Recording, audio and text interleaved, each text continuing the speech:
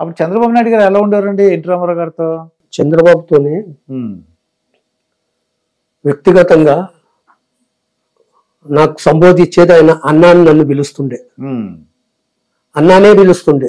అంతేగాని డ్రైవరు లక్ష్మణ ఏమి లేదు, అన్నా అన్నా చెప్పన్నా అంటుండే.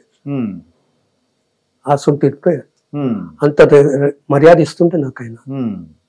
అట్లా ఒకసారి ఇది మొత్తము ఈయన సీఎం అయిపోయాడు, ప్రజలంతా ఇదైపోయారు.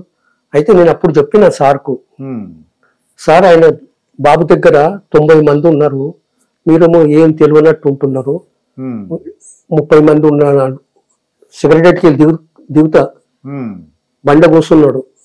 అయ్యా 30 మంది ఉన్నట్టు 30 మంది 90 మంది ఉన్నారు, నేను పోయి చూసి వచ్చినాడా, ఎవరు చెప్పిండ్రు నీకు అని అన్న కోపడు. Okay Lachanna, okay okay okay పదండి. ఇంటికి వెళ్ళిపోయినాం. ఇంటికి వెళ్ళిపోయినాక మొత్తం క్యాన్సిల్ అయిపోయింది. రాజ్భవన్ పోదాం అన్నాడు. రాజ్భవన్ పోలే, వైస్రాయ్ హోటల్ పోదాం అన్నాడు. పోదామంటే పోదాం సార్ అని మూవ్ అయినా, మూవ్ అవగానే బండి ఆపన్నాడు. బండి ఆపండి, ఆమెను వీళ్ళు, ఆమెను ఎందుకు సార్, లక్ష్మీపార్వతి ఎందుకని, ఆమెను ఎందుకు సార్, ఉన్న దరిద్రం అదే, వద్దు సార్ అన్న. బాగండి,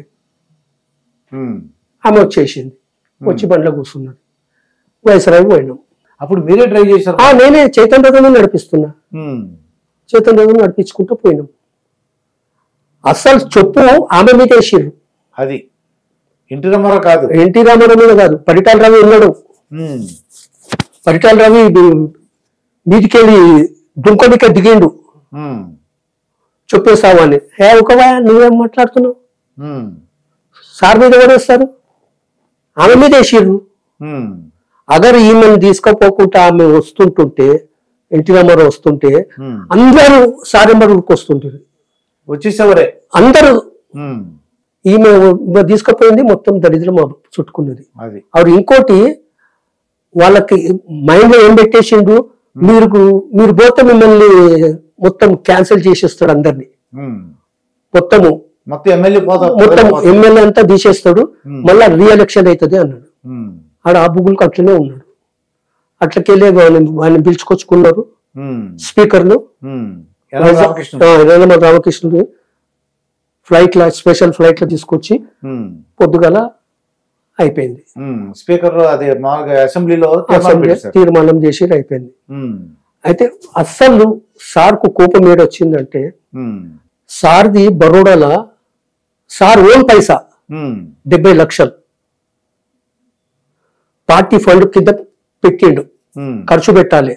అప్పుడు ఏం లేదు కదా సార్, ఈయన ఓన్ పైసనే. అయితే ఇది పార్టీ ఇట్లా అవుతున్నదంటే నన్ను బండి ఇచ్చి, సెక్యూరిటీ ఆయన ఇచ్చి తీసుకురాపో, అమౌంట్ తీసుకురాపో అని చెక్ రాసిండు.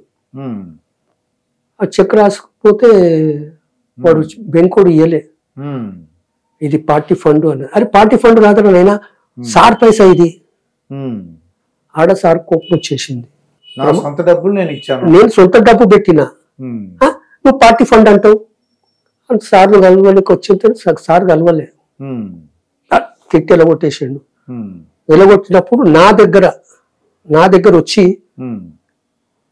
అన్నా నువ్వు ఇక్కడనే ఉండు, సార్ నువ్వు చూసుకో, తెలిసిందా, ఏమన్నా ఉంటే నువ్వు నాకు చెప్పు. నిన్న సార్ నువ్వు చూసుకో అంటున్నావు, సార్ నాకు మాట ఇచ్చిండు, నువ్వు మాట నిలుపుకుంటావా, ఆ మాట చెప్పు నాకు. నువ్వు నిలుపుకుంటా అంటే నేను చేస్తా సార్ దగ్గర, లేకపోతే డిపార్ట్మెంట్కి వెళ్ళిపోతా. లేదు నింపుకుంటా చాలా చెప్పు. సార్ బిడ్డ పెళ్లి చేస్తా అన్నాడు, నా బిడ్డ పెళ్లి చేస్తా అన్నాడు, నువ్వు చేస్తావా? నేను చేస్తా. బస్